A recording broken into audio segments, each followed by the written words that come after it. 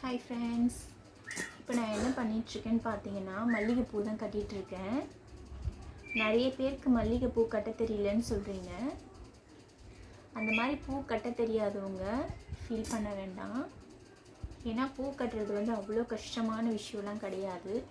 So நீங்கள் பூ கட்ட பழகுறீங்க அப்படின்னா முதல்ல இந்த மாதிரி மல்லிகைப்பூ வாங்கிக்கோங்க. மல்லியில் தான் நம்ம ஈஸியாக பூ கட்ட கற்றுக்கலாம். மற்ற பூலையும் கற்றுக்கலாம். ஆனால் மற்ற பூ பார்த்தீங்கன்னா உங்களுக்கு காம்பு நீட்டாக இருக்கும். அது மட்டும் இல்லாமல் ரெண்டு பூவை வச்சு கட்டுறதுனால கொஞ்சம் கஷ்டமாக இருக்கும். ஸோ நீங்கள் மல்லிகைப்பூ வாங்கிட்டீங்க அப்படின்னா இந்த மாதிரி ஒரு பூவாக வச்சு கட்டுறது ரொம்ப ஈஸியாக இருக்கும்.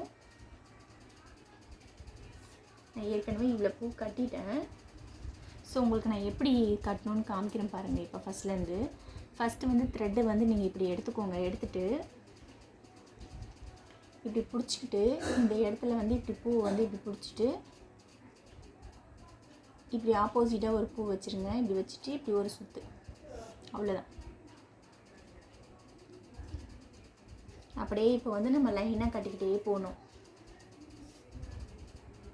ரொம்ப ஈஸியாக இருக்கும் மல்லி கட்டுறது உங்களுக்கு. அதனால் நீங்கள் மல்லியிலே கட்ட பழகுங்க. மற்ற பூ கொஞ்சம் கஷ்டமாக தான் இருக்கும். ஸோ நீங்கள் மல்லியில் ட்ரை பண்ணி பாருங்கள்.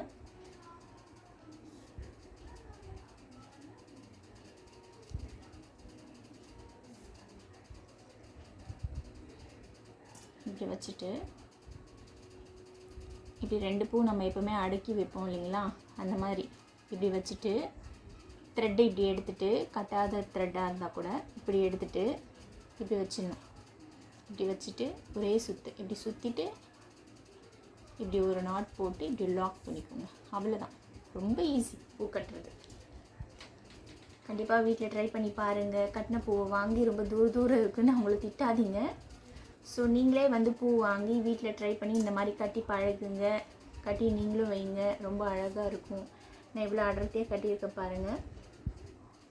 இந்த வீடியோ உங்களுக்கு பிடிச்சிருந்தால் லைக் பண்ணுங்கள், கமெண்ட் பண்ணுங்கள், சப்ஸ்கிரைப் பண்ணுங்கள். தேங்க்ஸ் ஃபார் வாட்சிங்.